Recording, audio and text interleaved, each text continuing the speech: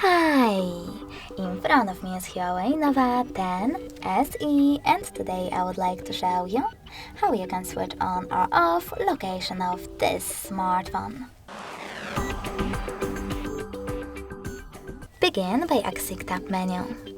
Now look for location shortcut, and when you find it, click on it. As you can see, mine is gray.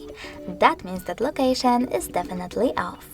In order to turn it on, click on the same shortcut one more time. But you can always go into settings as well. Scroll down and click on location section over here. Then manage it by tapping on this switcher next to access my location.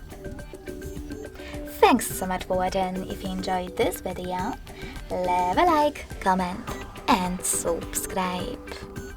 Bye!